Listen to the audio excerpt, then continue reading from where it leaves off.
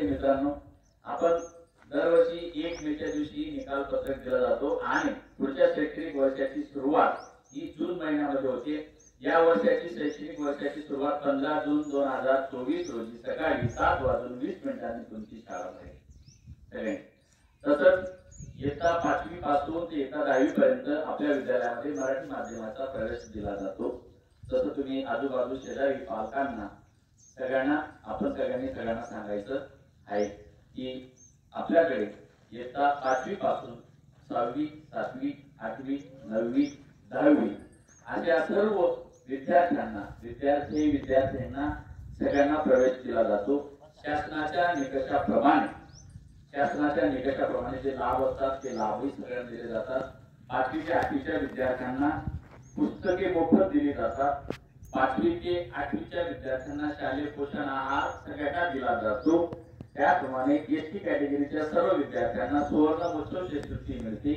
त्याप्रमाणे एसटी कॅटेगरीच्या मुलींना महात्मा ज्योतिबा म्हणजे सावित्रीबाई फुले यांच्या नावाने शिष्यवृत्ती मिळते आणि 5वी ते 10वीच्या सर्व मुलींना, इतर मागासवर्गीय सर्व मुलींना देखील सावित्रीबाई फुले शिष्यवृत्ती मिळते। ती शासनाच्या निकषावर अवलंबून आहे। म्हणजे आणि 5वी ते 10वीच्या वर्गातून प्रत्येक वर्गातून एससी एसटी एनटी कॅटेगरीतून एसटी कॅटेगरीतून 2 विद्यार्थ्यांना देखील गुणवत्ता शिष्यवृत्ती दिली जाते। आणि त्याप्रमाणे जर दुष्काळ सदृश्य परिस्थिती असेल तर इयत्ता 10वीच्या विद्यार्थ्यांची मूळ परीक्षा फी तुमच्या खात्यावरती परत मिळते। जसं या वर्षाच्या विद्यार्थ्यांना आता मूळ परीक्षा फी जी आहे ती परत मिळणार आहे त्यांच्या खात्यावरती आणि मुलींना देखील तसंच आपण आपल्या विद्यालयामार्फत पूर्व परीक्षा 5वी, पूर्व शिष्यवृत्ती परीक्षा 8वी आणि राष्ट्रीय आर्थिकदृष्ट्या मागासलेल्या विद्यार्थ्यांसाठी एनएमएस नावाची परीक्षा असते ती। त्याच्यानंतर त्याच्यामध्ये काही विद्यार्थी पात्र होतात, जे विद्यार्थी गुणवत्ता यादी देऊ शकत नाही पात्र होतात, अशा विद्यार्थ्यांना राजश्री शाहू महाराज गुणवत्ता शिष्यवृत्ती मिळते। उदाहरणार्थ आता 3 मुलं आहेत या ठिकाणी, दर्शन आहे, जागृती आहे, अजून कोण आहे तो एक अल्पेश। अशा 3 विद्यार्थ्यांना 9,700 प्रमाणे तुम्हाला देखील पैसे मिळणार आहेत। म्हणजे अशा अनेक शिष्यवृत्त्या आपण काही शाळांमध्ये आता एनएमएस नावाची शिष्यवृत्ती फक्त अनुदानित शाळांना आहे, राजश्री शाहू महाराज गुणवत्ता शिष्यवृत्ती फक्त अनुदानित शाळांना आहे, सावित्रीबाई फुले शिष्यवृत्ती फक्त अनुदानित शाळांना आहे, विना अनुदानित अंशतः अनुदानित शाळांमध्ये ती शिष्यवृत्ती नाही। सुवर्ण महोत्सव शिष्यवृत्ती देखील आपल्याला सगळ्यांना एसटी कॅटेगरीचे म्हणजे भिल्ल, कोळी, ठाकूर या जमातीच्या विद्यार्थ्यांना देखील सुवर्ण महोत्सव शिष्यवृत्ती मिळते। म्हणजे अनेक शिष्यवृत्त्या मिळतात। परत अस्वस्थ व्यवसाय करणाऱ्या पालकांच्या विद्यार्थ्यांना देखील शिष्यवृत्ती दिली जाते।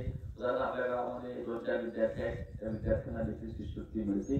मित्रो, म्हणजे अशा अनेक नानाविध प्रकारच्या शिष्यवृत्त्या आपण दिल्या जात असतात आणि तुमच्यासाठी विशिष्ट आपल्या विद्यालयाची परंपरा आहे। साधारणतः इयत्ता 10वीचा निकाल हा 100% असतो। तुम्हाला सगळ्यांना माहित आहे, गेलेला सगळ्यांना माहित आहे। म्हणजे आपण आपल्या विद्यालयाचे वैशिष्ट्य आहे ते खूप तसं जपून ठेवलेलं आहे। म्हणून इयत्ता 5वी पासून 5वी 6वी 7वी 8वी 9वी 10वीच्या विद्यार्थ्यांना ज्यांना प्रवेश व्हायचा असेल, रोज सकाळी रविवार वगळता, सुट्टीचा दिवस वगळता सकाळी 8 ते 10 कालावधीमध्ये केव्हाही एसटी मागणी अर्ज हा इथे उपलब्ध होईल। जर कोण नातेवाईकांमध्ये येणार असेल त्यांनाही ती सूचना द्या। आणि आता तुम्हाला तुमचे वर्ग शिक्षक तुम्ही वर्षभर केलेलं परीक्षा दिलेली आहे, अभ्यास केला त्याचं मूल्यमापन म्हणून तुम्हाला वार्षिक निकाल कार्ड दिलं जाईल आणि ते निकाल कार्ड व्यवस्थित सगळ्यांनी जपून ठेवायचं आहे।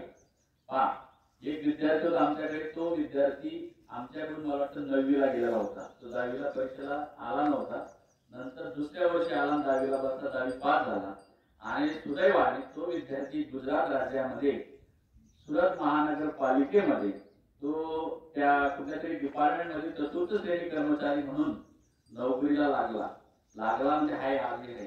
त्याला 7वी पासचं मार्कशीट पाहिजे होतं।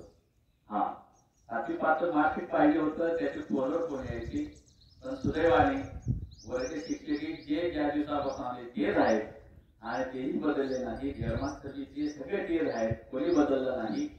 तर त्या सुदैवाने त्याला 7वी पासचं मार्कशीट दिलं त्या मार्कशीट दिल्यानंतर त्या मार्कशीटचं व्हेरिफिकेशन आलं परत माझ्याकडे गुजरात राज्यावरून त्या सुरत मनपाने पाठवलं.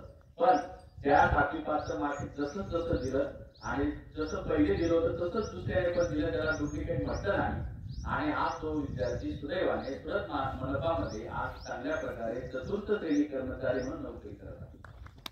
म्हणून सांगतो की आपल्याला मार्कशीट फार आवश्यक आहे, तर सगळ्यांनी जपून ठेवायचं म्हणजे तुझे कार्य ठेवायचं नाही. एक फाईल बनवायचं, त्या फाईलमध्ये सगळे डॉक्युमेंट ठेवायचे. तुम्हाला काही प्रमाणपत्र दिले क्रीडा स्पर्धांची, मला नाही वाटत इतर शाळांमध्ये एवढे प्रमाणपत्र दिले जातात. जास्त क्रीडा खेळतात, भरपूर प्रमाणपत्र आणत नाही. पण आज त्यांचा वाढदिवस आहे, माझे सहकारी मित्र क्रीडा शिक्षक वाढले सर